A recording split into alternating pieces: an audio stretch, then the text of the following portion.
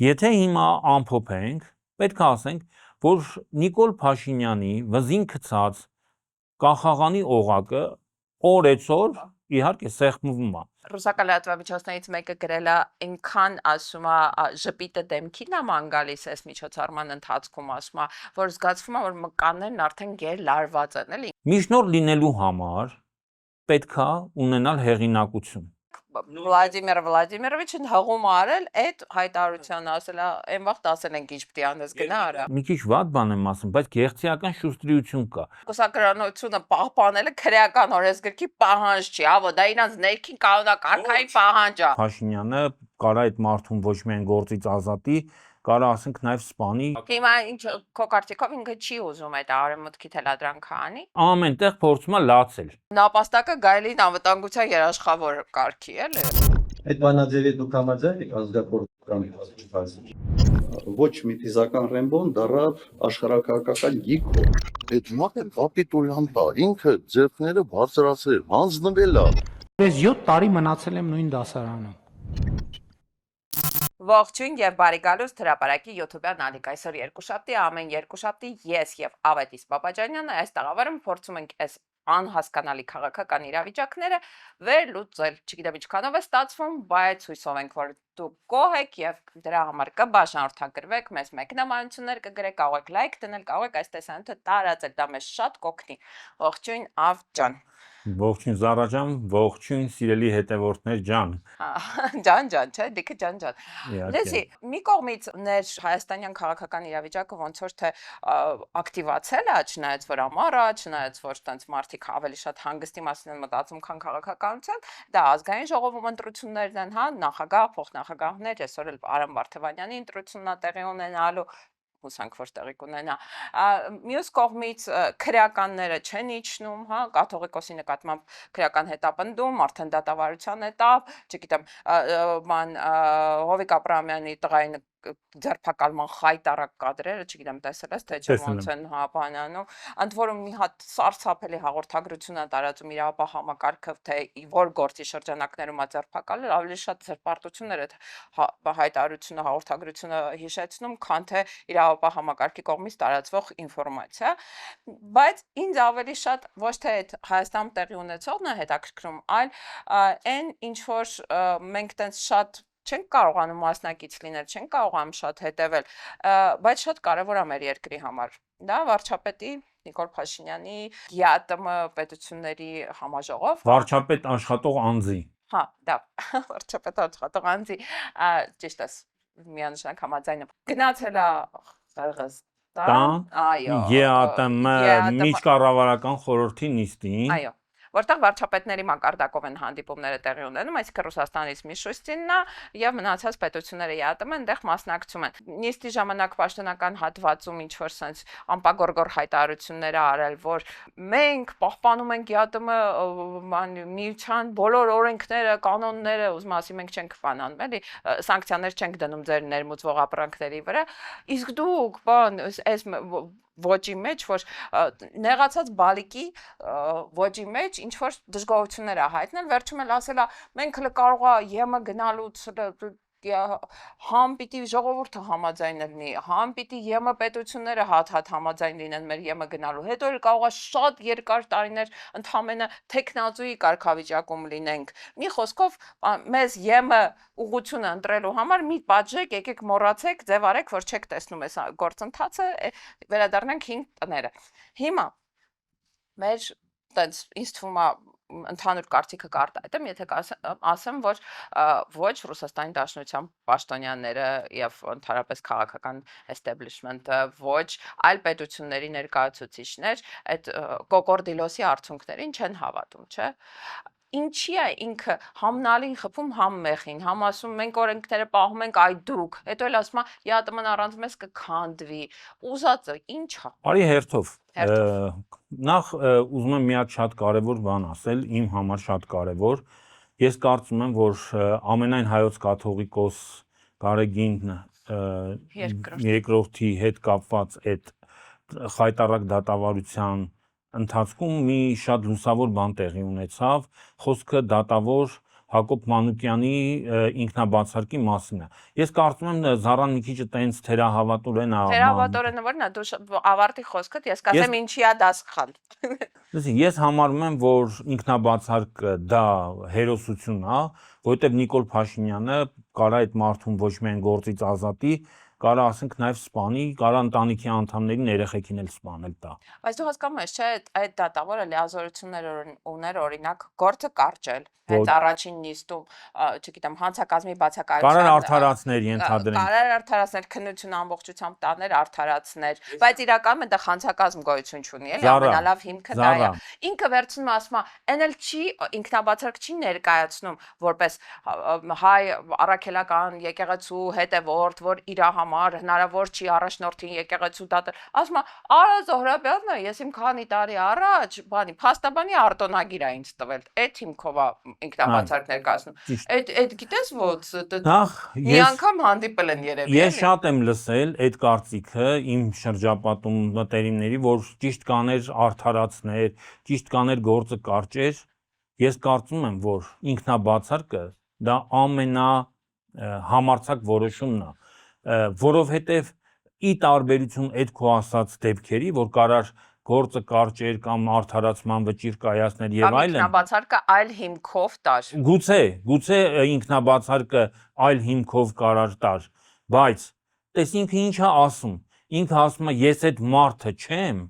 որը ամենայն հայոց կաթողիկոսին դատելու կամ այդ գործը քննելու իրավունք ունենա։ Դու որտեղ դա լսեցիր։ Ինքը ասում է ես Արա Զոհրաբյանի հետ հանդիպել եմ, ինձ բանա, փաստաբանի կորճ։ Զարա, արի մի բան ասենք։ Հիմի օրինակ մեկը հերոսություն է արել, Հերոսություն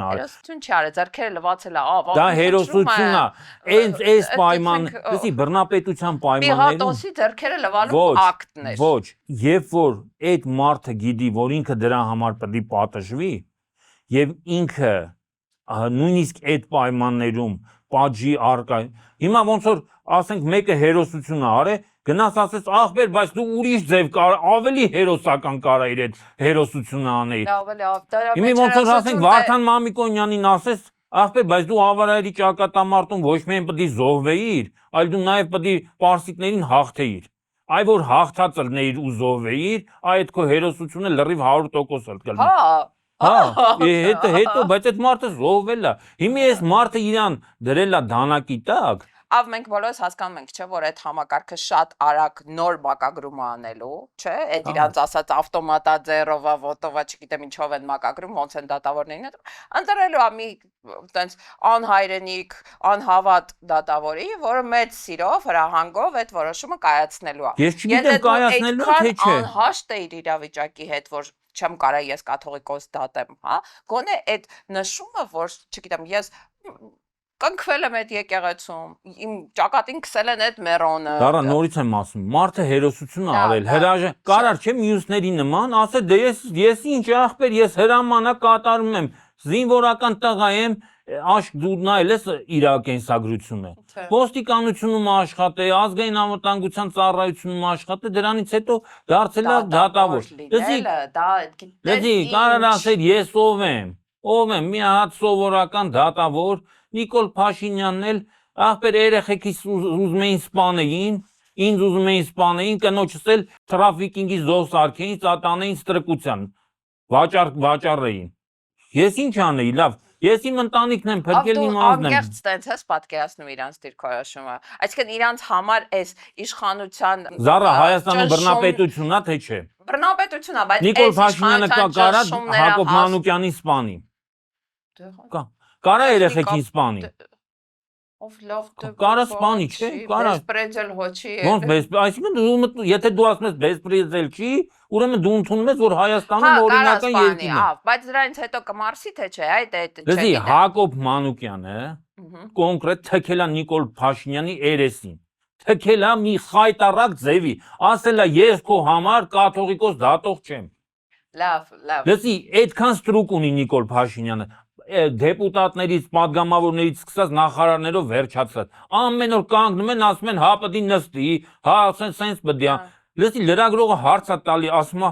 ինչ-որ մի հատ ՔՊ-ական պատգամավորի հարց է տալի, ասում է կաթողիկոսին դատում են դուք։ Ինչ է ասում։ ասում է, բա ինքը բանի ինչ են ասում, այդ կուսակրոնության օրենքը խախտել է։ Ու մեկը չկասի, այ դեգեներատ,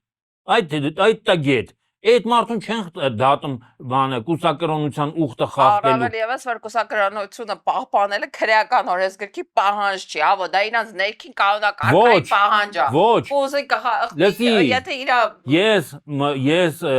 մեր հայ առաքելական եկեղեցու կանոնագրքում կուսակրոնության մասին ընդհանրապես պահանջ չկա։ Որտեղ է շատ ուշ են մցրել, որպեսզի եկեղեցու ունեցվածքը ժառանգները Լսի, չժառանգեն։ դա անհատական, անձնական ավանդույթային պահանջ է, որը մի քանի կաթողիկոսներ պահել են,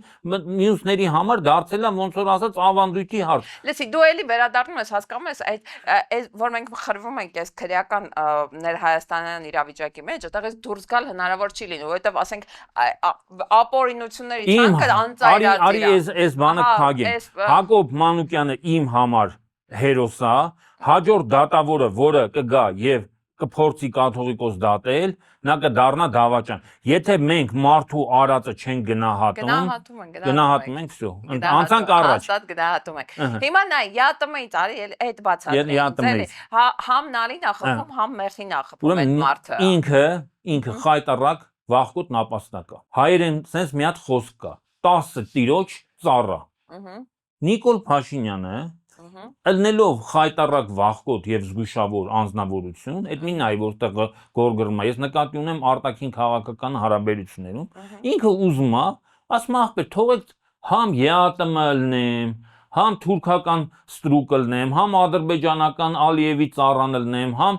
բանին ինչ են ասում, Դոնալդ Թրամփին մեծարեմ, նրա առաջ բանը խոնարհվեմ եւ գովերքեմ, Ուրսուլա ֆոն դեր Լայնին ծառայեմ, չգիտեմ, Մակրոնին, բոլորին, Սի Ցզինպինին, Իրանին, ինչքան տեր կա ընդհանրապես այս աշխարհում ինչքան տեր կա։ Բայց դրա տակը պիտի շահը լինի, էլի, բանդը Շահը գիտես որն է։ Զակաև չի ծառայում։ Լսի, շահը որն է, գիտես։ Ասում է, եթե ես բոլոր տերերին ծառայեմ, ինձ բոլորը կպահեն իշխանության։ ախպեր դե ծառայեմ էլի ախպեր ինչ եք Ոչ ուզում։ մեկից չի հան Հա, էլի ոչ մեկի ոչ։ Նայ, իրականում ինքը դրա տակ նաև իբր թե մի քիչ վատ բան եմ ասում, բայց գեղեցիկական շուստրիություն կա։ Գիտես ինչ կա։ Արա ասում է, հիմի նայ, ինձ ասում են կողնորոշվի։ Դու արևմուտքի հետ ես, թե Ռուսաստանի հետ ես, չէ։ Հիմի արևմուտքն ու Ռուսաստանը կռվում են, չէ, իրար հետ։ Հիմի ով որ սրանց, եթե ես կողնորոշվեմ, սրանցից եթե մեկն ու մեկը հաղթի այդ կռվի մեջ, չէ։ Կարամ սխալ կողմ ընտրած։ Բավոս կարամ, ախպեր ասում եմ, Բայց սենց երկուսից էլ զրկվում է։ Այդ շուստրությունը չի աշխատում։ Ես կհասկանայի, եթե տեցիկը խորամանկ, այդ ինչա կոչվում,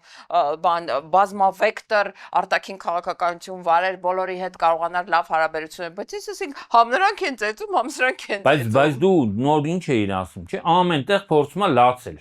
Լացի, ասում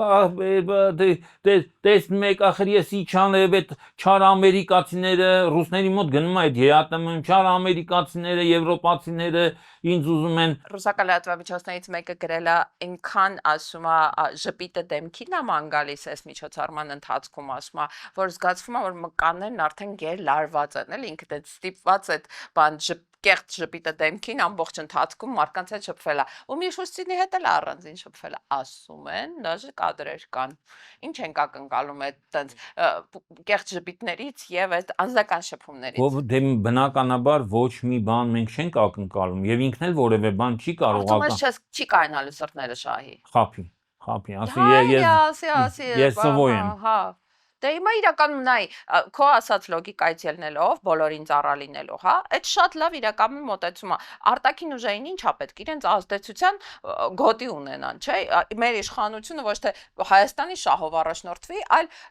այդ իրենց թելադրած վեկտորներով։ Հիմա ռուսներն ինչ որ բան կարա ստիպի, չգիտեմ, ասենք ասի երկրորդ, երրորդ ռազմաբազա բացի քո երկրում, որ ցույց տաս, որ ինձ հավատարիմ ես, կամ ատոմակայանը վերջապես պատվիրի, որ ես գամ այդտեղ սարքեմ։ Այն թուրքն էլ կարա իր շահը առաջ տանի ասի մի մեծ կտորել տուր Ադրբեջանին թող ախպերներս մեծը Դա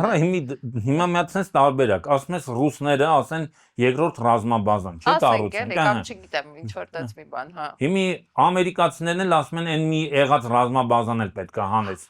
խնդիրն է դա որ իրանք հակասում են արտաքին վեկտորների շահեր Քովս չերացը։ Չի կարում բայց այդ բալանսի։ Դե չի կարողանում, որովհետև ռուսները, կոնկրետ ռուսները եւ նաեւ արևմուտքը շատ հստակ են դնում։ Ընդ որում մենակ ռուսները չի, արևմուտքում էլ են շատ հստակ դնում պահանջները։ Ասում են դու պետքա քո երկրի եւ քո պորտալները կտրես Ռուսաստանի։ Իսկ Ռուսաստանից պորտալները կտրելու տարբերակները էս են, որ պետքա միանաս հակառուսական պատժամիջոցներին, պետքա Ռուսաստանի հետ վիզային ռեժիմ հաստատես, դադարեցնես առևտրատնտեսական հարաբերություններ, ոնց որ մենք, եւ ամենակարևորը Հայաստանից պետքա հանես ռուսական այդ 102-րդ ռազմաբազան։ Պետքա ռուսներից խլես իրանց սեփականությունը։ Քո կարծիքով ինքը չի ուզում այդ արևմուտքի թելադրանքը անի։ Սի ուզում է անի, բայց մյուս կողմից մտածում եմ լավ, եթե ես հիմի սկսեմ շատ հակառուսական քաղաքականություն վարել, չէ՞, շատ հակառուսական։ Հիմի Ուկրաինայում պատերազմ է ընթանում։ Իսկ եթե Պուտինը հաղթի, եթե Ռուսաստանը հաղթի այդ պատերազմը, իսկ դրա հավանականությունը ես չգիտեմ, կարա եւ պարտվի իրականում, կարա եւ հաղթի։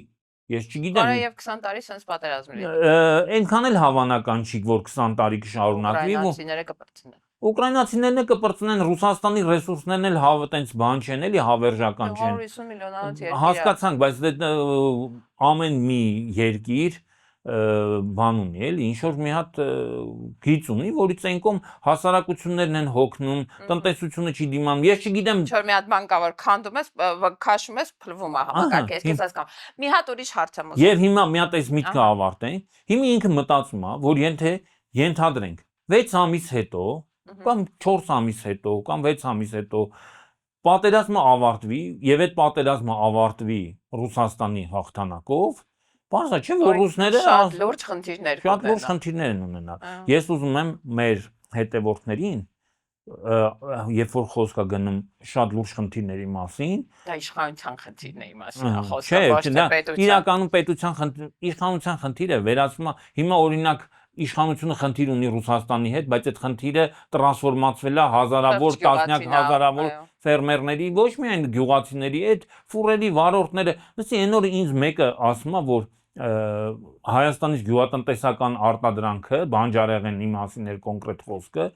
Հայաստանից տանում են Իրան, Իրանից տանում են Ուզբեկստան, չգիտեմ ոնց, հետո Ուզբեկստանից արտահանում են Ռուսաստան որպես ուզբեկական պղպեղ։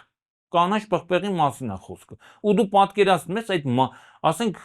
ինչի համար ավելի վատ բաներ են անում։ Տանում են Ադրբեջան, Վրաստանով Ադրբեջան են մտցնում, փոխում են պիտակները, ադրբեջանական ուտելիքի անվան տակ մտցնում են Ռուսաստան։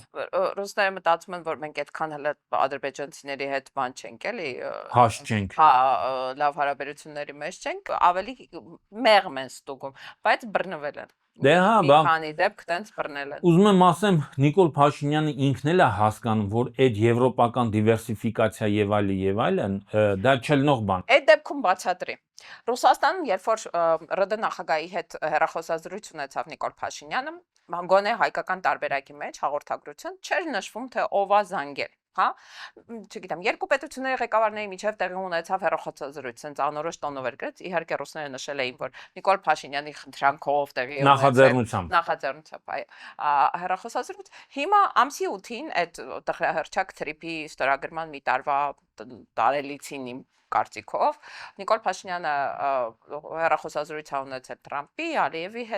Ալիևի հետ հաղորդագրության մեջ նշվում է, որ իր նախաձեռնությամբ է տեղի ունեցել հեռախոսազրույցը։ Այսինքն ոնց ստացվեց, որ քո անվտանգության երաշխավորին զանգելը քո համար դա տենց ամոթալի բան է, որ դու փորձում ես հաղորդագրության մեջից սղես այդ հատվածը, որ բացարձակ չհասկացվի, թե ով է այդ նախաձեռնողը եղել, իսկ քո թշնամու դեպքում, որը, ասենք, ոչ վաղ անցյալում, հա, ընդամենը մի քանի տարի առաջ քեզ սպանել է տարբեր էթնիկ զտումների Քո տարածքը գրավել է, այս պահին գրավել է, Ռուսաստանը չի գրավել, այո։ Այդ մարդու նկատմամբ այնքան ակնածանք, այնքան հարգանք, այնքան սեր ունես, որ հատուկ նշում ես հաղորդագրության մեջ, որ դու ես նախաձեռնել այդ հեռախոսազրույցը։ Այստեղ այդ քո ասած, որ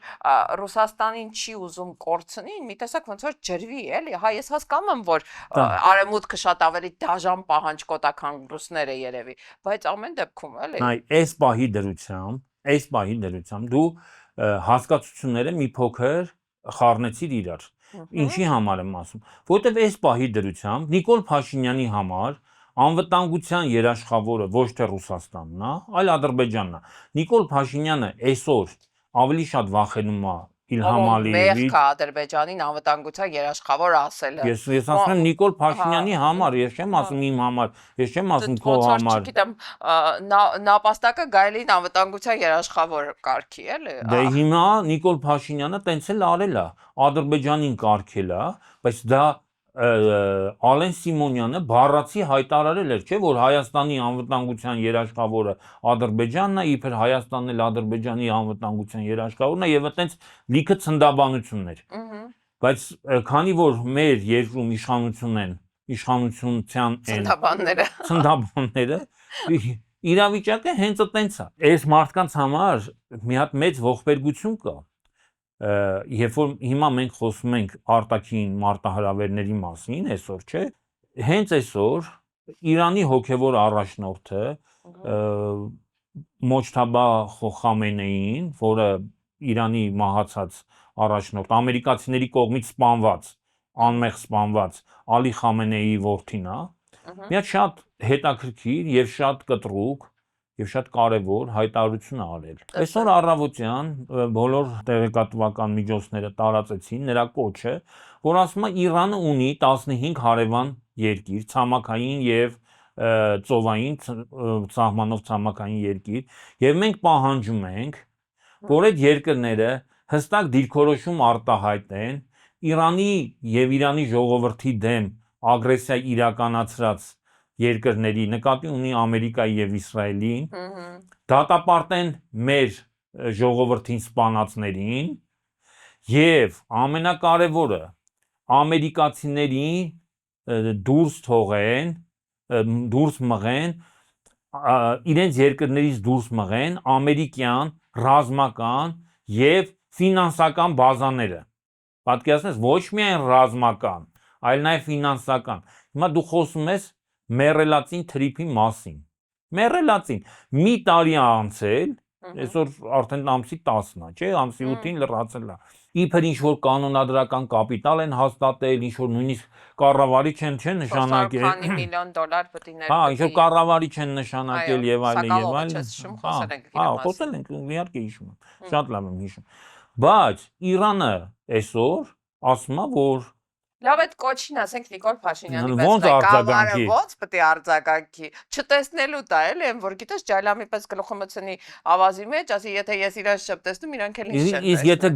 ջայլամի գլուխը բռնես ու ավազից քաշես դուրս, չէ, որ քաշ կարան, չէ, քաշեն։ Պոչին կրակես, դաժե քաշելու։ Չէ, հիմա այդ մարդը տես ստից գնում է թաղումներ Փեզեշյանի հետ։ Փեզեշյանը այդ երկրում այտենց ընդհանրապես կառավարիչ է, մենեջերը։ Լսի մենեջերը չի, նանդե ոչ մի բան չորոշող, մեծ հաշվով չորոշող մարդ է, որտեվ այդ երկրում կա հոգևոր առաջնորդ եւ կա իսլամական հեղափոխության պահապանների կորպուս։ Վրաստանում է, չէ՞, մինչեւ հիմա չեն կարողանում հիշենք Վրաստանի վարչապետն ով է, բայց բոլորս գիտենք, որ Իվանիշվիլիի մարդն է։ Իրակլի Կոբախիձենն է վարչապետը, որը Քանաղագեմ փոխվում է, ամիս ինքնամյուս։ Կոբախիձենը ահագին երկար մնաց։ Ահագին երկար մնաց, արդեն 3 տարուց ավել է։ Ռեկորդ։ Հա, ռեկորդային բան է, որ Ուզում ասեմ, լավ, ենթադրենք Նիկոլը ընդհանրապես տենց այնտեղ, չգիտեմ, սպասավորի հետ է շփվում, հա։ Չէ, սպասավորի չէ, այդ երկրի ինչ որ տենց արտգործ նախարարից էլ ցածր երևի կարգավիճակ ունեցող մարդու հետ։ Նույնն էլ, որ դու պատկերացնես Ռուսաստանի մասին կարելի ասել, որովհետև Միշուստին իրականում դա ներքին տնտեսական քաղաքականություն վարող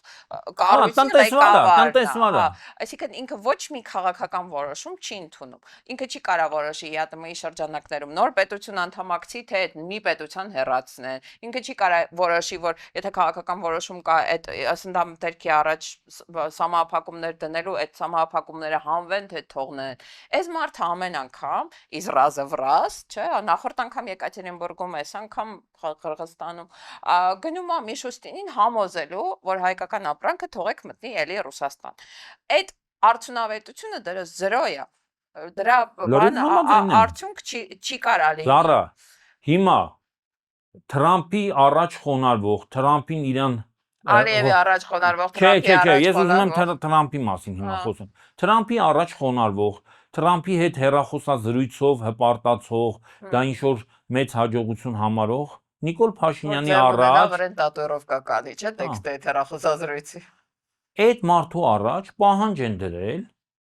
Իրանի մեր հարևան, Իրանի հոգևոր առաջնորդը, ասում է պետքա դատապարտեք մեր անմեղ քաղաքացիներին սպանած երկրին։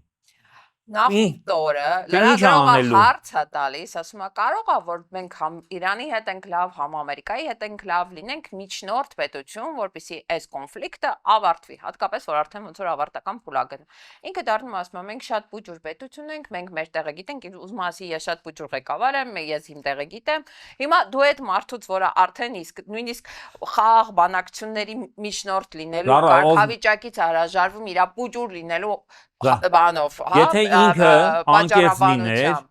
ինչ պետք է ասեր։ Գիտես այդ հարցին ոնց պետքա պատասխանել։ Ես լսել եմ այդ հարցը, եւ պատասխաննել եմ լսել։ Ինքը պետքա պատասխաներ, որ ոչ, շատ տեղ դնեն։ միջնորդ լինելու համար պետքա ունենալ հեղինակություն։ Ու ինքնիշխանություն։ Հեղինակություն առաջինը, երկու կողմերի համար։ Միայն հեղինակություն ունեցող մարդիկ կարան միջնորդ լինեն, որովհետև դու քո հեղինակությամբ ապահովում ես կողմերի միջև ձեռք բերված պայմանավորվածությունների կատարումը։ Պատկերացրու, չէ՞։ Քանի որ ես ոչ միայն հեղինակություն չունեմ, այլ ամենախայտառակ եւ հեղինակազուրկ անձնավորությունն եմ տարածաշրջանում եւ Այնքան որ Տրամփը անունս չի հիշում, Ալիևին ասում են մինգերետուրը։ Հա, քանի որ ամենահեղինակազրկված անձն եմ, բնականաբար որևէ մեկը չի կարա իմ նման խայտառակ երևույթին միջնորդ կարգի որևէ կարգի բանակցությունների ժամանակ։ Եվ դա կլներ շատ անկեղծ, Զարա, ես շատ ցավով եմ, իրականում շատ ցավով եմ ասում, որովհետև խոսքը մեր Հայաստանի Հանրապետության իշխանության մասին է։ Մենք հիմա նստել ենք, ասում ենք ախպեր, Հայաստանի Հանրապետությունը ունի աշխարհում ամենախայտառակ, ամենահեղինակազուրկ իշխանությունը, բայց դրա մեղավորը հո մենք չենք։ Ամենաանտեսված։ Հա, դրա պատասխանատուն ու մեղավորը այն մարդն է, որը իր անձնական հեղինակությունը եւ երկրի հեղինակությունը զրոյացրել է։ Հիմա այդ մարդուց դու ակնկալում ես, որ ինքը ականջալուր է լինելու Իրանի հոգևոր առաջնորդի կոչին կամ չգիտեմ պահանջին ու ինչ որ դիրքորոշում արտահայտելու։ Ես մեռն եմ, ասենք, քիթս կտրեմ, թե տենց բան է։ Դարա, եթե ինքը դիրքորոշում չարտահայտի, դա դեռևս չի նշանակում, որ իր նկատմամբ չեն արտահայտի։ Չէ, իրականում կարևոր չի ինքը գարձականքի թե չէ, բաները, պատժամիջոցները, չգիտեմ, հետևանքները կարող են նաև արձագանքի բացակայության դեպքում լինել։ Իհարկե, այն Իրանը, որ իրանք հռչակել էին, որ իբր գնացել էին Իրանում իբր գազային պայմանագրեր, չէ, ինչ որ տնտեսական, հա, նավթամուղ են ուզում կառուցեն, չէ, իրանցիները մի հատ հարց են տալու, լավ, մենք համաձայն ենք ձեր հետ աշխատել, բայց մի հատ արեք, դուք մի հատ տեսակետ հայտնեք։ Եթե դուք մեզ համարում եք գործընկեր, մեր հոգևոր առաջնորդը դա Իրանում շատ լուրջ խնդիր է, հասկանում ես։ Դու գիտես չէ, որ 44 օրյա պատերազմի ժամանակ Իրանը ռազմական օգնություն է առաջարկել Հայաստանին, իսկ Հայաստանը դա մերժել է պատճառաբանությամբ, որ ամերիկացիները մեզ էլ կներառեն սանկցիաների ցուցակում։ Այսինքն կջղայնանան, եթե մենք ձեզնից զենք վերցնենք, պատերազմում գոնե կարողանանք մեր սահմանները պաշտպանել։ Այս աբսուրդային, ամենաանհեթեթ պատճառաբանությամբ օգնությունը մերժելը, դու հիմա կարծում ես ինքը կարողանալու է այդքան համարձակություն գտնի իր մեջ, Տրամփին ասի, եկեք խաղաղ Իրանի ժողովրդին մի սպանեք, ձեր գործը չի թե իրանց պետության մեջ։ Բոլորը հասկանում են, որ Նիկոլ Փաշինյանը իշխանությանն է բերվել Արցախը հանձնելու համար եւ բնականաբար իրան որևէ մեկը թույլ չէր տալու, որ զենք վերցնի կամ ստանա կամ գնի Արցախը պաշտպանելու համար։ Դա նույնը Արցախը առանձին աներ, սեպարատ աներ, հեչ պարտադիր չէր։ Նույն Արցախի ղեկավարը իր լավ Զարա, մենք հիմա ենթական էր անվերապահորեն հետևում էր Նիկոլ Փաշինյանի ցուցումներին։ Այսինքն կարող էր ասել ես քեզ բաց եմ չեղարկում եմ մեր պայմանավորվածությունները, գնա ինչ ուզում ես արա։ Ինքը իր սխալի համար հատուցում է արդեն քանի տարի 23 թվականից արդեն 3 տարի գտնվելով Բաքվի բանտում։ Արի այդ մարդուն հանգիստ թողեն։ Մարդուն չեմ մեղադրում։ Ես ասում եմ Նիկոլ Փաշինյանը Չէ, այդ մարդուն պետք է մեղադրել իրականում, որովհետև այդ մարդը աջակցում էր Նիկոլ Փաշինյանի ապօրինի ռեժիմին եւ մինչեւ վերջ համոզված էր, որ Նիկոլ Փաշինյանին ենթարկվելը դա ճիշտ քաղաքականություն է, բայց դա իր ընտրությունն է եւ ինքը իր ընտրության համար ինչպես ասում են, պատժվում է։ Հիմա ես ինչ ասեմ։ Լավ, արի, եթե փորձենք կանխատեսումների մակարդակով։ Մենք ենթադրում ենք, որ այս տնտեսական սահմանափակումները Ռուսաստանի Դաշնությունը չի հանելու։ Գոնե մինչև իր Ուկրաինայի պատերազմի ավարտը, ճիշտ ենք ենթադրում, թե չէ։ Ավելի է մեծացնելու ճնշումը։ Մենք ենթադրում ենք, որ թրիփը չի մեկնարկելու, որովհետև Ամերիկան չի կարող ինչ-որտեղ շինարարություն, ինչ-որ մեծ մեգապրոյեկտ սկսել, եթե Իրանի հետ հարաբերությունները այսքան լարված են, ասենք մենք հանգիստ կարող ենք պատկերացնել, որ հենց առաջին շինարարական աշխատանքների դեպքում կարա Իրանը հրթիռակոծի այդ տարածաշրջանը ռուկոյ պատած էլի մի քանի կիլոմետրի երբ Իրանը հաղթում է պատերազմում, ամերիկացիները ակնհայտ է, որ ճանապարհ են փնտրում առանց հեղինակազրկվելու կամ առանց շատ հեղինակազրկվելու հեռանալ տարածաշրջանից եւ բնական է, որ հենց Խամենեի այս հայտարարությունը, sense կոշտ, հասկանում ես, օրինակ մի տարի առաջ հաստատ իրանք այդպես բան չէին ասում թրիփի, դա վերաբերվում է անմիջականորեն վերաբերվում է թրիփին, բայց ինչի են հիմա։ Հիմա իրանք խոսում են հաղթողի դիրքերից։ Եթե հիմա ամփոփենք, պետք է ասենք, որ Նիկոլ Փաշինյանի վզին գցած կախաղանի օղակը օրեցօր իհարկե սեղմվում է։ Եվ մի կողմից դա քաշում են ռուսները, մի կողմից դա քաշում է Իրանը։ Ընդ որում Նիկոլ Փաշինյանի հույսը, թե թուրքերը եւ ադրբեջանցիները իրան կօգնեն, որպեսզի այդ օղակը թուլացնեն, ցույց է տալի, որ դա այնքան էլ այտենց չի։ Թուրքիան ոչ միայն չի օգնում Նիկոլ Փաշինյանին, այլ եթե դուք հետևում եք, այդ հայ-թուրքական սահմանի բացում, նոր ճանապարհ, Գոնե մի փոքր ոսկոր չեն տալիս, որ այս ալտիբերանը փակի, չէ՞ Նիկոլ Փաշինյանը։ Հիշում եք, սրանից առաջ գոնե խոսակցություններ կա, գոնե ինչ-որ տենց հեքիաթ էին պատմում, էլի, որ հեսա Թուրքիան։ Բայց ինչի անեն։ Եթե մեր իշխանությունը պատրաստ է ցանկացած զիջումների, ցանկացած, չգիտեմ, հրահանգ կատարելու առանց ինչ-որ բան դրա դիմաց ստանալու, ես էլի այստեղն եմ չեմ անի, էլի, ինչի՞ բար անեն։ Այս մարդու պատճառով խեղդվում է նաև Հայաստանը։ Դա միանշանակ։ Այդ օղակը սեղմում է ոչ միայն իր վիզը, այլ սեղմում է նաև Հայաստանի վիզը։ Ուղղակի մեր բախտը բերել է այնքանով, որ երբ որ Իրանը կռիվ է տալի իր ինքնիշխանության համար, ձեռի հետ մեզ էլ է պաշտպանում է նաև մեզ, այո, որովհետև թրիփը դա Հայաստանի գաղութացման, ստրկացման մասին թուղթ էր, որովհետև չի կարա երկիրը ինքնիշխան լինի եւ դրա տարածքի վրա լինի օտար երկրի իշխանություն կամ 74% լինի օտար ինչ-որ մի հատ երկրի, իսկ 24%-ը դա մենակ ստրուկներին ու գաղութներին է վերաբերվում։ Մենակ ստրուկն է, որ 4 օրվա մեջ 4 ժամ աշխատում է իր համար, իսկ 16 ժամ կամ 20 ժամ տիրոջ համար։ Հիմա մի հատ ուրիշ հարց 4 ժամ կարող է թողեն քնի, էլի, դա համար ասեցի 16 ժամ։ Եթե լավ ստրուկա կարող է թողեն։ Դե կարող է։ Մի հատ ուրիշ հարց ունեմ։ Վարկած կա, որ Ռուսաստանի այս դեռ ոչ շատ կտրուկ քաղաքականությունը պայմանավորված է նրանով, որ ինքը չի ուզում Ադրբեջանին, այսպես ասած, նեղացնի, հա, որ Ադրբեջանը այստեղ բոլոր ուժերով պահպանում է Նիկոլ Փաշինյանի իշխանությունը, ու Նիկոլին հեռացնելը կամ Նիկոլին այնպես սահմանափակելը, որ ինքը ներքին տնտեսական սոցիալական բունտ կառաջացնի, դրանով է պայմանավորված, որ Ռուսաստանը դեռ այդ քայլերի չի գնում։ Մենք հավատում ենք այդ վարկածին, թե չէ։ Այ Ռուսաստանը դրամը չգցեն, էլի, գլոբալ է սա, որ Ալիևը չնեղվի։ Չէ, որ ռուսները շատ չեն օղակը սեղմում։ Պայմանավորված է մի քանի հանգամանքներով։ Նախ Հայաստան, Հայաստանից ինչ ունեն վերցնելու, այսինքն այդ պոմիդոր, չգիտեմ, այդ պահածոն, դա իրանց համար մեծ բան չի։ Ինչ վերաբերում է իրանց ապրանքներին։ Իրանց ապրանքները շատ նույն ձևի ռեժիմով ծախում են Հայաստանին։ Այսինքն երբ որ ասում են ապրանքաշրջանառությունը Ռուսաստանի ու Հայաստանի միջև իջնում է, դա ի վնաս Հայաստանի է իջնում, այսինքն մեր արտահանումը իջնում է, իրանց Իջնում է որն է զրոյացել է, մեր արտահայտումը զրոյացել, մեր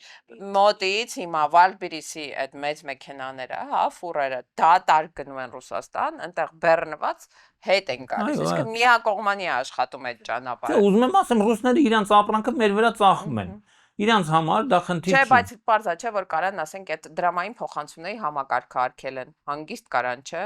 բացարձակ խնդիր չի առաջանա։ Կարան ուղիղ ավիահաղորդակցություն արկել են, ասենք ինքնաթիռները չթռնի, տուրիստները չգան, ոնց որ ամբողջ Երևանը ռուս տուրիստ է հիմա։ Կարող են այնտեղ ոչ օրինական, ոչ լեգալ էմիգրանտներին հետ ուղարկել։ Կարող են 300,000 հաստատ կհավաքվի, դա խնդիր չի լինի։ Կարող են գազի գինը շեշտակի թանկացնել եվրոպական արժեքներին համապատասխանեցնել, օրինակ կարող են գազի գինը մասամբ թանկացնել միայն հարկային պարտավորությունները վերականգնելով, որովհետև դա առանձին որոշումով ընդունված, դա պայմանագրային հատվածին չի վերաբերվում։ Ճիշտ է, Զարա։ Շատ լծակները շատ են։ Ու տենց կարամ միջև օրվա վերջ թվարկեմ, էլի, էլ ինչ կարան անեն։ Ատոմակայանի դու գիտես, որ բանի սպասարկումը, այդ ուրանային վառելիքը։ Այո, բերվում է Ռուսաստանից, եթե չլինի, իսկ դա համակարգը չի էլի, որ տենց մի շաբաթ չգա ուրանը անջատես, հետո էլի միացնես, էլի դա տես չի աշխատում։ Ճիշտ է, լծակները, ազդեցության լծակները շատ են։ Բայց տես Ռուսաստանը մի հատ պահանջ է դրել։ Ասել է մինչև դեկտեմբեր, հիշում ես մայիսին Ղազախստանում տեղի ունեցած այդ ԵԱՏՄ խորհրդի նիստում համատեղ հայտարարություն են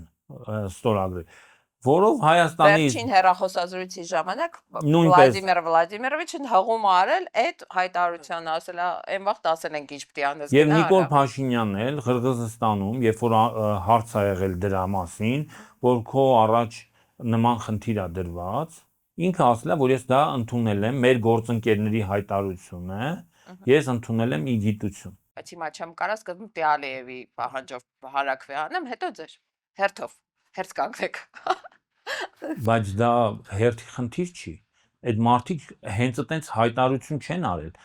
Նրանք ժամկետ են դրել։ Ուզում եմ ինչի եմ ասում։ Բացատրես ժամկետը լրացավ դեկտեմբերի 20-ին է, 26-ին է, 27-ին է, կարծեմ չէ։ Դե հաշվենք, որ դեկտեմբերի վերջին։ Հունվարի 1-ի։ Ինչ են անելու հունվարի 1-ին։ Լսի, այդ քո ասած բաները, պատժամիջոցները սկսելու են այդ ժամանակ ավելի լայն թափով կիրառել։ Ես դա ասում եմ, պատասխանելով քո հարցին, թե ինչի դեռ Ռուսաստանը ամբողջությամբ չի իրականացնում։ Իսկ դու չես պայմանավորվում դա Ալիևի հետ հարաբերությունները չփչացնելու։ Ոչ, ես դա պայմանավորվում եմ մի բանով, որ ռուսները իրականում փորձում են ավելի կառուցողական աշխատել Հայաստանի իշխանության հետ, ավելի բացատրելով աշխատել, ասում են, տեսեք, մենք սա արել ենք, այսքան վատ բան ենք արել ձեր հանդեպ, բայց մենք դա ցվիտոչկի։ Ягодки բաթ։ Հիմա մենք ձեզ առաջարկում ենք սենց մի բան, ու ընդ որում ռուսները հիմնավորում ունեն իրանց պահանջի, ասում են Նիկոլ Վովայևիչ կամ Վավայևիչ, եթե դու պատրաստ ես Ադրբեջանի պահանջով սահմանադրություն փոխես, մենք ինչ պակասենք, չէ՞։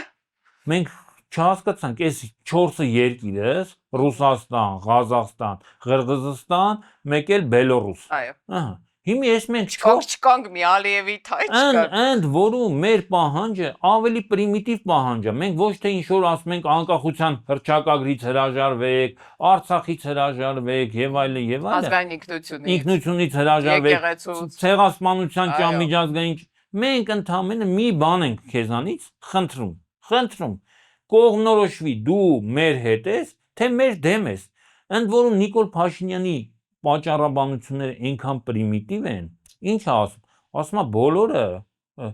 դիվերսիֆիկացնում են իրանց տնտեսությունները, չգիտեմ ինչը, որևէ մեկը Հայաստանին չի արգելում։ Ասում մենք քանի որ այլընտրանքային տարբերակներ գտանք, Ռուսաստանը դրա վրա է։ Մենք ասում ենք Չինաստանի հետ պայմանագիր կնքեցինք, այնտեղ թվարկում է, չէ՞։ Հա, շատ լավ է։ Լսի, Ռուսաստանն էլ Չինաստանի հետ պայմանագիր ունի։ Ռուսաստանը հիմա այս տարի պաշտոնական Եվրամիության պաշտոնական թվերով ավելի շատ գազ է վաճառել, 1.5 անգամից շատ, 1.6 անգամ ավելի շատ գազ է վաճառել Եվրոմիության երկրներին ու ամենահետաքրքիրը ամենամեծ գնորդը գիտես չէ Ֆրանսիան է հա որը Ռուսաստանից հլտես ինչքան հեռու է դե ծովով են վաճառում հիմա հեռավորությունը այդքան էական չի հեղուկացված գազը օրական Ռուսաստանը Եվրամիությանը վաճառում է 60 միլիոն եվրոյի գազ հեղուկ գազ դու պատկերացնում ես դա ինչ թիվ է այսինքն ամիսը 1.8 միլիարդ եվրոյի գազի մասին է խոսքը այդ պարագայում այս սրացումը որ իրանք գազը առնում են Ռուսաստանի հետ ստվերային թե ուղղակի համագործակցություն իսկ ես մեր էս կներեկելի արտադրությունից համար հարիվին ստիպում են որ վեր կենա կարմիր դրոշակը ջրի ասի բանա մենք ռուսների դեմ ենք ուզում եմ հասկանամ այդ ոնց որ ասես այդ բանը ստրկատերը իրա բանում տունը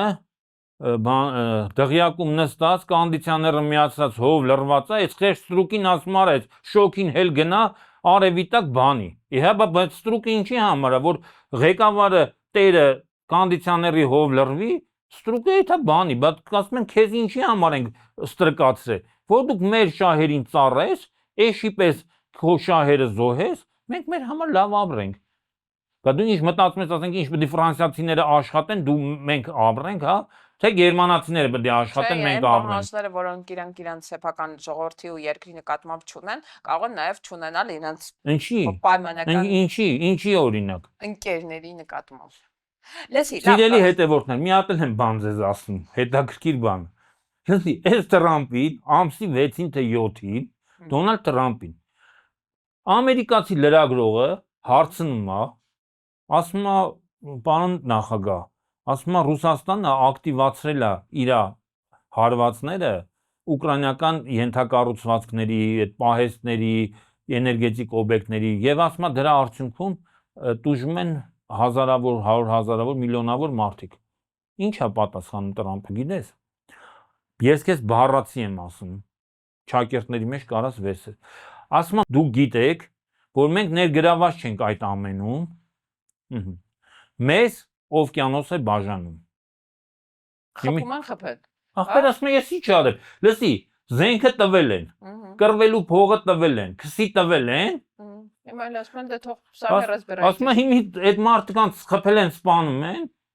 Ասում եմ դե ես ինչ անեմ, օվկիանոս է մեզ բաժանում։ Մենք էլ այդ ամեն ինչի մեջ ներգրաված չենք։ Շատ հարմար է այդ օվկիանոսի բաժանում։ Մի հատ ուրիշ հարց տամ ու դրանով այսօրվա Սոլսբերի է եղել։ Սոլսբերի է եղել, Ռոբերտ Սոլսբերի, Անգլիայի վարչապետ։ Երբ որ Անգլիայի խորհրդարանում 1896 թվականին ասել են, որ Սասունում հայերին կոտորում են, նաև քաղաքացիական երեխաների կանանց, այդ հայ ժողովուրդը շատ լավ գիտի այդ բանը արտահայտությունը։ Բրիտանիայի վարչապետը պատասխանում է կներեք, բայց ասում անգլիական նավերը չեն կարող բարձրանալ Տավրոսի լեռները։ Հիմա այս մարդն ասում է ախպեր, մեզ օվկիանոս է բաժանում, ես ինչ անեմ։ Մինչև հասնենք վրտածքան։ Չէ, ամեն դու իրանք իրաց մեռնում են, դու մեռնեն, սովից կմեռնեն։ Ես ավելին ասեմ, ես վստահ եմ, որ Թրամփը լավ հնարավորության դեպքում Պուտինի հետ նենց համաձայնագիր, պայմանագիր, համագործակցության ֆորմատ կգտնի, որ ամբողջ Եվրոպային դուրս կթողնի այդ համաձայնությունից ու իրանք փոխշահավետ հարաբերություններ կունենան առանց մի վարքյան սրտի կսկիծի։ Ուրիշ հարց Ռուսներն ասում են հարակվե, Ալիևն ասում է հարակվե, նես տպավորությունը է, ոնց որ այս խեղճ մեր Նիկոլին չեն վստահում։ Ինչ հալում, որ ասենք, չգիտեմ, կառավարության որոշումով ալինում այդ պահանջները, ազգային ժողովի քվեարկությամբ օրենսգրքի օրինական նախագծի տեսքով, չգիտեմ, Սահմանադրական դատարանի ֆորմատով ալինում։ Հազար տարբերակ կա, չէ, այդ ԵԱՏՄ-ի հետ հարաբերությունները բահելու, շարունակելու մասին վստահեցնելու ոչ միայն հարակվեն ծախսատար, մեծ, ամբողջ երկրին վերաբերող գործընթաց է։ Ինչ են կպել այդ հարակվեից։ Գիտես ինչ են հենց հարակվե ուզում։ Երկու պատճառ կա։ Նախ, մի պատճառը ասեցիք։ Ասում են, եթե Ալիևը կարա քեզ հանրաքվե պարտադրի, ուրեմն մենք էլ կարանք։ Մենք Իրանից պակաս չենք, մենք Իրանից 10 անգամ ավել ենք, բնական է։ Թվովել, ուժովել։ Եթե դու պատրաստ ես նրա ստրուկը դառնաս, նրա պահանջը կատարես, ուրեմն բարի եղի մեր պահանջն էլ կատարի։ Մենք էլ ենք պահանջատեր։ Լոգիչն է։ Երկրորդ պատճառը, ասում են այդ քո Եվրոմիություն գնալու պահանջը, բան ցանկությունը մենք գիտենք, որ հայ ժողովրդի ցանկությունը չի։ Ռուսները ինչ են միշտ հստակ շեշտում, ասում են Հայաստանի իշխանությունը մեր թշնամին է, մեր հանդեպ թշնամություն է անում։ Բայց հայ ժողովուրդը մեր հետ բարեկամ է։ Մենք հայ ժողովրդին բարեկամ ժողովուրդ ենք համարում։ Պատկերացնում ես։ Հիմա երբ որ դրվում է հանրաքվեի ժամանակ հայ ժողովուրդն է կարծիք հայտնելու։ Ավ մենք վստահ ենք, չէ, որ Ռուսաստանի Դաշնությունը ուշով նախորդ ընտրություններին ըստ ազգային ժողովի հունիսի 7-ի հետևել է ու այդ կեղծիքները, այդ ԲՀԿ-ի ձայների կողանալը, ամեն ինչ մեզնից լավ է երևի տիրապետում, ավելի շատ ինֆորմացիա ունի, քան հասարակ ՀՀ քաղաքացի։ Եթե ինքը գիտի, որ այս իշխանությունը արդեն մի անգամ համապետական ընտրություն է կեղծել, իր այդ հանրաքվեի պահանջը ինչով է պայմանավորված, մտածում եմ, որ ձեռը չի գնա հանրաքվե չի կեղծի Ռուսաստանի դեմ։ Զարա, իհարկե գիտեմ, որ Հայաստանում ընտրությունները կեղծվել է, իհարկե հասկանում եմ նաև, որ հանրաքվեն եւս կարա կեղծվի, բայց դու պատկերացնում ես Նիկոլ Փաշինյանը նույնիսկ հսկայական կեղծիքով 50% չստացավ։ Եվ այդ հանրաքվեն ԵԱՏՄ թե ԵՄ, չէ՞, շատ բան հանրաքվե է։ Նա հանրաքվեի օրենքը մի քիչ տարբերվում է, հա, այնտեղ պետքա մինիմում քանակ կա քաղաքացիների, որոնք պետքա մասնակցեն, բայց քանի որ Նիկոլ Փաշինյանը նախորդ խորհրդարանի դեռ կազմով օրենքը փոփոխեց, այդ քանակը ահագին իջել է։ Հիմա խոսում են, ասում են 500-700 հազար մարդու մասին է խոսք գնալու, դա այդքան եթե մասնակցություն լինի, ինքը կկարողանա հաղթահարի հանրաքվեի այդ արգելքը, որ դրանից պակասի դեպքում հանրաքվեի տվյալները համարվում են անվավեր, հա։ Եվ երկրորդը, որ ավելի կարևոր է, այոյի եւ ոչի շտաբերա լինելու, ոնց որ սա ընտրություն չի էլի, որ դու մի քանի տարբերակից հնարավորություն ունենաս ընտրել, այսինքն ընդդիմադիրները պարզամի անգամից ոչի շտաբի ղեկավար են լինելու, չէ, համախմբվել են ընդհանուր։ Հիմա կարա սենց լինի, երկու կետ լինի, ԵԱՏՄ, ԵՄ, համաձայն եք, որ ասենք Հայաստանի Հանրապետություն անդամակցի այս երկու բան միություններից, որ ԵՄ-ն լինելու է Նիկոլ Փաշինյանի կետը, չնայած չես կարա ասես, գիտես, կարող է վերջի պահի դասի, չէ, ես ԵԱՏՄ եմ ուզում, տնտեսությունից, մեր բարեկամական կապերից, անվտանգային երաշխիքներից։ Ես օրինակ վստահ չեմ, թե կուսակցություններից որ մեկնալնելու ԵԱՏՄ քարոզիչը։ Այդտեղ է շատ վտանգավոր հարցը։ Ով խելք ունի։ Ով խելք ունի ԵԱՏՄ քարոզիչ է լինելու այս բանը։ Հարցը միայն խելքի մեջ չի, Զարա։ Հարցը նաև ֆինանսավորում կա, բան կա, քաղաքականությունում շահեր կան։ Հարցը նաև համարձակության մեջ է։ Ով օրինակ ամերիկյան եւ ԵՄ դեսպաններին համարձակություն կունենա դեմ դուրս գալ մերժելու։ Իսկ դու վստահ ես, որ թեկուզ ընդդիմության շարքերում նման ուժեր կան կամ շատ կան։ Ես այնքան էլ վստահ չեմ։ Մի խոսքով բոլոր կողմերից անդունդա, ոչ միտեղ ճանապարհ չկա, անգամ մի փոքրիկ կամուրջ չեն թողել, որ այս անդունդից դուրս գանք, հա։ Բայց եթե դու ուզում ես, որ ինչ որ ճանապարհ անցնես, դու պետք է համարձակություն ունենաս։ Հնարավոր չի անընդհատ ասել, բա մեզ կպատժեն, մենք վախենում ենք, ու դա ինչքան կարա շարունակվի։ Հասարակությունները միշտ կանգնած են ընտրության առաջ եւ ընտրությունից խուսափելը դա չի դա եւս ընտրություն է։ Դա չի նշանակում, որ դա ապահովում է անվտանգություն եւ բարեկեցություն։ Ընդհակառակը, եթե մենք որպես հասարակություն, որպես հանրույթ, որպես ժողովուրդ, ազգ չենք կարանալու այտենց ընտրություն, անընդհատ ասել ենք դե լավ, մենք մեզի հանգիստ թողեք, այն բանի մենք փոթորպետություն ենք, ոնց կարող ենք միջնորդ լինել, ոնց կարող ենք հարաբերություն ունենալ։ Պետ ավտոտեսչուչի հետ կապված բան կա, չէ, անեկդոտ կա, որ ասում է կարող աճ գնաց դրախտնա ձախ, ասում է կլինի ես այս խաչմերուկում կանգնեմ, չէ։ Հիմի հայ ժողովուրդն է ինքը այնքան համարձակություն պետքա ունենա, որ ի վերջո ընտրություն կատարի եւ այս 30 տարուց ավել մենք որպես հասարակություն փորձել ենք այդ ընտրությունը չկատարել, միշտ այտենց մենակ Նիկոլ Փաշինյանը կամ նախորդ իշխանությունները չեն այտենց եղել եւ կոմպլիմենտարիզմ, բան ֆուտբոլային չէ, ֆուտբոլային դիվանագիտությունը դա հետ կապ չունի, եւ փող լրացում են անունը դրել, եւ են դրել Վարդան Օսկանյանը ասում էր բան, կոմպլիմենտարիզմ, հասկանում ես, դրա ավարտը ի վերջո մի պահ գալու է եւ այդ պահը եկել է։ Դա դեկտեմբեր ամիսն է, որ ասում են ի վերջո կողմնորոշվեք։ Հիմա մեզ ասում են ի վերջո կողմնորոշվեք։ Այդ ժամացույցը, այդ օրացույցը միացած է։ Ու կապ չունի Նիկոլ Փաշինյանը միջև այդ դեկտեմբերի այդ X օրը քանի անգամ կգնայի ԵԱՏՄ տարբեր միջոցառումների, քանի, չգիտեմ, վարչապետերի կհանդիպի, քանի հոգու հետ կժպտա, ուրախանա։ Իրան նույն բանն են ասելու։ Այո, Հա, արաքվե։ Արաքվե։ Այս տխուր նոտայի վրա, թե ուրախ նոտայի վրա մարդ չգիտի էլ ուրախը թե տխուր է։ Ուզում եմ այսօր ամփոփենք, ինձ թվում է հետաքրքիր երկար հաղորդում ստացվեց, ամառվա կեսի համար այսքան մարդիկ պիտի նայեն։ Պիտի խնդրեմ մեր հետևորդներին մեզ բաժանորդագրվել, եթե դեռ ինչ որ պատճառներով դա չեք արել, կարող եք մեզ մեկնաբանություններ գրել, ոչ թե կարող եք, այլ լավ կլինի գրեք։ Խնդրում եմ մեկնաբանություններում մեր Զարային շնորհավորեք, վաղը նրա ծննդյան տոնն է։ Այո, կարող եք ինձ շնորհավորել։ Շնորհավորել։ Ես վաղը կշնորհավորեմ, դրա համար այսօր չեմ շնորհավորում, ժամանակից շուտ, բայց դուք արդեն երեկոյան կարաք սկսեք շնորհավորել։ Ինձ թվում է մի քանի հազար շնորհավորանք կլինի։ Տեսնենք։ Լայքել, տարածել տեսանյութը միայն խրախ խլսվում է, մենք բոլոր մեկնաբանությունները կարդում ենք, հաճախ նաև արձագանքում ենք, ես որ հաստատ դու մեկ-մեկ գլուխ ես պահում։ Այսօր այսքանը, շնորհակալ եմ, որ մեզ հետ էիք, հաջողություն։ Այդ բանաձևի դուք համաձայն եք ազգակործության հասցեին։ Ոչ մի թիզական Ռեմբոն դառավ աշխարհակահաղական գիգ։